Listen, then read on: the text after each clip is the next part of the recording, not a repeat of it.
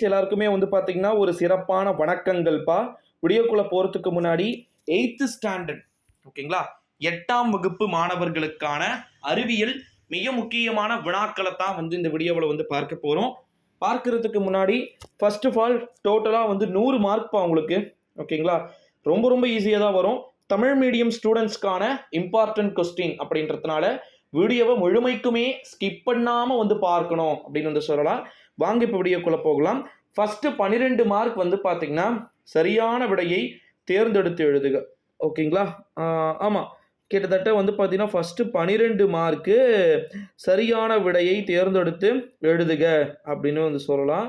அதில் குறிப்பாக வந்து பார்த்தீங்கன்னா அடுத்தது 13லிருந்து 17 வரைக்கும் கோடிட்ட இடத்தை நிரப்புக அப்படின்னு சொல்லிட்டு சொல்லப்பட்டிருக்கு. ஓகேங்களா, fill in the blanks அப்படின்னு தான் வந்து அர்த்தம் ஏறத்தாழ. அடுத்ததாக வந்து பார்த்தீங்கன்னா ரொம்ப ரொம்ப மிக முக்கியமான ஒரு தகவல் என்ன அப்படின்னு வந்து பார்த்தீங்கன்னா ரொம்ப ரொம்ப இம்பார்ட்டண்ட்டு. 13, 14, 15 முடிச்சிட்டோமா, அடுத்தது சரியா தவறா என கூறுக அப்படின்னு சொல்லிட்டு சொல்லியிருக்கிறாங்க. ஓகேங்களா, அடுத்தது இன்னொரு இம்பார்ட்டண்ட்டான ஒரு நியூஸ் என்ன அப்படின்னா பொறுத்துக கேட்டிருக்கிறாங்க. ஓகேங்களா, பொறுத்துக அப்படின்னா என்ன அப்படின்னு சொல்லிட்டு உங்களுக்கே வந்து தெரியும்னு நினைக்கிறேன். அடுத்ததாக வந்து பார்த்தீங்கன்னா ஏதேனும் 10 வினாக்களுக்கு விடையளிக்க அப்படின்னு சொல்லிட்டு அடுத்ததாக நெக்ஸ்ட் வந்து பார்த்தீங்கன்னா 2 மார்க் வந்து கேட்டிருக்கிறத நம்மளால் வந்து பார்க்க முடிகிறதுப்பா. அதில் 28லிருந்து ஸ்டார்ட் ஆகி 40 வரைக்கும் கொடுத்துட்டாங்க. ஓகேங்களா, 12 2 மார்க் கொடுத்துட்டு நல்லா புரிஞ்சுக்கோங்க. 8ஆம் வகுப்பு அறிவியல் முழு ஆண்டு தேர்வை எழுதக்கூடிய செல்லக்குட்டீஸ் 8 வினாக்களை வந்து கொடுத்துட்டாங்க. 12 வினாக்களை வந்து கொடுத்துட்டாங்க. அந்த 12 வினாக்களில் வந்து பார்த்திங்கன்னா நம்ம எவ்வளோ எழுதணும் அப்படின்னா 10 வினாக்கள் வந்து எழுதணும் அப்படின்னு வந்து சொல்லியிருக்கிறாங்க. அதில் 28வது வந்து பாருங்கள், உராய்வை வரையறு, அன்றாட வாழ்வில் உராய்வின் பயன்பாட்டிற்கு 2 உதாரணங்கள் தருக அப்படின்னு சொல்லிட்டு சொல்லியிருக்கிறாங்க.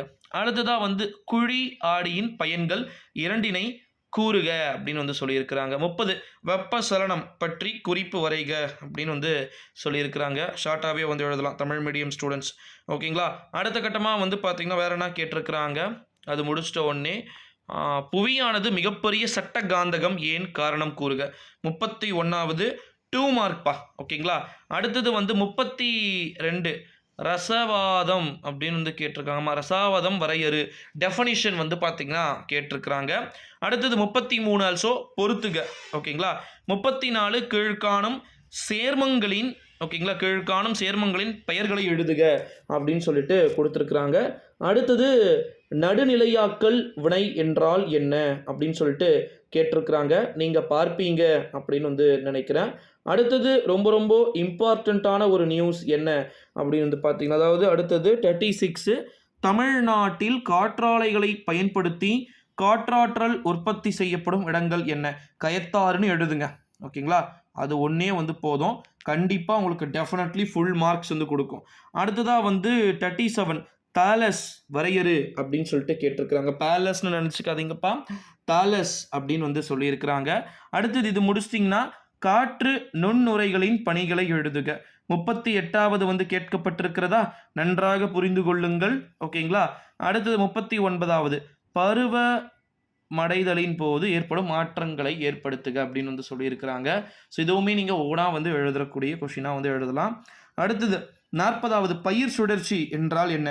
ஈஸியாக வந்து எழுதிடலாமேப்பா இந்த கொஷின்லாம். பயிர் சுழற்சினா என்ன, குறிப்பாக ஒரு பயிர், இப்போ கரும்பு கூட வந்து பார்த்திங்கன்னா அதோடைய அடிப்பகுதியை வெட்டிட்டு நம்ம மேலே இருக்கக்கூடிய கரும்பை மட்டும் எடுத்துகிட்டு அதுக்கப்புறம் மீண்டும் கூட வந்து நடலாம். அதுதான் வந்து பயிர் சுழற்சி.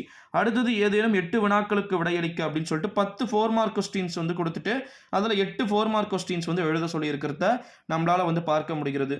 ஃபஸ்ட்டு பாஸ்கல் விதியை எழுதணும். பாஸ்கல் விதி டெஃபினிஷன் வந்து சொல்லிவிட்டு அதுக்கப்புறமா வந்து பார்த்திங்கன்னா அதை பற்றி எழுத சொல்லியிருக்கிறத நம்மளால் வந்து பார்க்க முடிகிறது.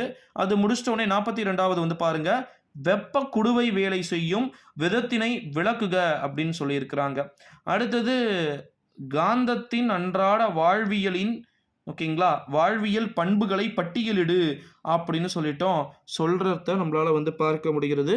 அடுத்த ஒரு இம்பார்ட்டண்ட்டான ஒரு நியூஸ் என்னென்னா சந்திராயன் 1 சாதனைகளை கூறுக அப்படின்னு வந்து சொல்லியிருக்கிறாங்க. அடுத்தது 45வது என்ன அப்படின்னு வந்து பார்த்திங்கன்னா உணவுப் பொருட்கள் எவ்வாறு வேதி வினைகளால் பாதிக்கப்படுகின்றன என்பதை விளக்குக அப்படின்னு சொல்லிட்டு சொல்லியிருக்கிறதையும் நம்மளால் வந்து பார்க்க முடிகிறது. அடுத்தது என்ன அப்படின்னு வந்து பார்த்திங்கன்னா, காரங்களின் பயன்கள் யாவை அப்படின்னு சொல்லிட்டு சொல்லியிருக்கிறாங்க. 47வது இருவிதை இலை மற்றும் ஒரு விதை இலை தாவரங்களுக்கு இடையே உள்ள டிஃபரன்ஷியேட் என்ன அப்படின்னு சொல்லிட்டு கேட்டிருக்கிறத நம்மளால் வந்து இங்கே பார்க்க முடிகிறது. அடுத்த மிக முக்கியமான ஒரு அறிவிப்பு என்ன அப்படின்னு வந்து பார்த்தீங்கன்னா, 48வது மனித கண்ணின் உள்ளமைப்பின், ஓகேங்களா, ட்ரா த ஹை அப்படின்னு சொல்லிட்டு இங்கிலீஷ் மீடியம் ஸ்டூடெண்ட்ஸ்க்கு கேட்டிருப்பாங்க. அடுத்ததாக வந்து பார்த்தீங்கன்னா, மனித கண்ணின் அது முடிச்சிட்டோம். வளரினம் பருவத்தில் ஆண்கள் மற்றும் பெண்களில் ஏற்படும் உடல் ரீதியான மாற்றங்கள் யாவை, ஓகேங்களா, வாய்ஸ் சேஞ்ச் ஆகிறது, இந்த மாதிரி டீட்டெயில்ஸ்லாம் வந்து பார்த்திங்கன்னா எழுதலாம். அடுத்தது 15th அமில மழையின் விளைவுகள் யாவை, அதை எவ்வாறு தடுக்கலாம் அப்படின்றதுலாம் ஓன் கொஸ்டின்ஸாகவே வந்து பார்த்திங்கன்னா எழுதுங்க. இதுக்கெல்லாம் mostly full and full marks வந்து பார்த்திங்கன்னா வந்துடும், ஓகேங்களா. அடுத்தது லாஸ்ட்டாக வந்து 7 மார்க் கொஸ்டின்ஸ் வந்து கேட்டிருக்கிறாங்க. 7 மார்க் கொஸ்டின்ஸ் 6 கொடுத்துட்டு 3 எழுதிடுவோம், ஓகேங்களா. 51ல் ஏ பி 2 கொடுத்துருக்குறாங்க, ஓகேங்களா. அதில் வந்து ஏ வந்து பெரிஸ்கோப் செயல்படும் வீதம் பற்றி விவரிக்க அப்படின்னு சொல்லிட்டு கேட்டிருக்கிறாங்க. இந்த பெரிஸ்கோப்புக்கு 7 மார்க்ஸ் அப்படின்றத சொல்லியிருக்கிறாங்க. அடுத்தது மனித காதின் அமைப்பு மற்றும் செயல்பாட்டை விவரி. வாவ், எப்படிதான் இந்த மாதிரி கொஸ்டின்ஸ்லாம் வந்து கேட்குறாங்க அப்படின்ற மாதிரி தான் பார்க்கப்படுகிறது நண்பர்களே. அடுத்ததாக வந்து 52ல் உலோகங்களுக்கும் அலோகங்களுக்கும் இடையே உள்ள வேறுபாடுகள் வந்து பார்த்திங்கன்னா ஏதேனும் 4 அட்டவணைப்படுத்துக அப்படின்னு வந்து சொல்லியிருக்கிறாங்க. அது எழுதிட்டீங்க அப்படின்னா அதுக்கு 2.5 மார்க் தான், ஓகேங்களா. அது முடிச்சிட்டிங்கன்னா அது கீழே இருக்குது பாருங்கள், பின்வரும் குறியீடுகளுக்கு தனிமங்களின் பெயர்களை எழுதுக, NABAWAI அப்படின்னு சொல்லிட்டு இருக்குது பார்த்தீங்களா. ஸோ இதுக்கு வந்து அழகாக எழுத சொல்லியிருக்கிறாங்க. அடுத்தது 52லேயே ஏபிக்கு சேர்த்தே தான் 5 மார்க்கு, ஓகேங்களா. அடுத்தது 7 மார்க். அடுத்தது பி பாருங்க, பல்வேறு நிலைகளில் நீர் மாசுபடுதலை விளக்குக அப்படின்னு வந்து சொல்லியிருக்கிறாங்க. அடுத்தது 53ல் ஏ அண்ட் பி வந்து பார்த்தீங்கன்னா கொடுத்துருக்குறாங்க. அதில் ஏ நுண்ணுயிரிகளால் மனிதர்களுக்கு ஏற்படும் பொதுவான நோய்கள் பற்றி சிறு குறிப்பு வரைக அப்படின்னு வந்து சொல்லியிருக்கிறாங்க. அது அல்லது அப்படி எழுத முடியல அப்படின்னா அடுத்தது 53ல் பி வந்து கேட்டிருக்கிறாங்க பாருங்க. ஸோ பிலேயே 2 கேட்டிருக்காங்க. பறவையின் எலும்புக்கூடு எவ்வாறு பறப்பதற்கு ஏற்றதாக உள்ளது அப்படின்னு சொல்லிட்டு கேட்டிருக்கிறாங்க. அதுக்கப்புறமா காடு அழிப்பு என்றால் என்ன, காடு அழிப்பிற்கான காரணங்கள் மற்றும் அவற்றின் விளைவுகளை எழுதுக அப்படின்னு சொல்லிட்டு கேட்டிருக்கிறாங்க சில குட்டீஸ். ஸோ ஆக மொத்தத்தில் கிட்டத்தட்ட 7 மார்க் வந்து 3, 4 மார்க் 8 கொஸ்டின்ஸ், அடுத்தது 2 மார்க் 20 மார்க்குக்கு 1 மார்க் வந்து பார்த்திங்கன்னா எல்லாத்தையுமே வந்து எழுதி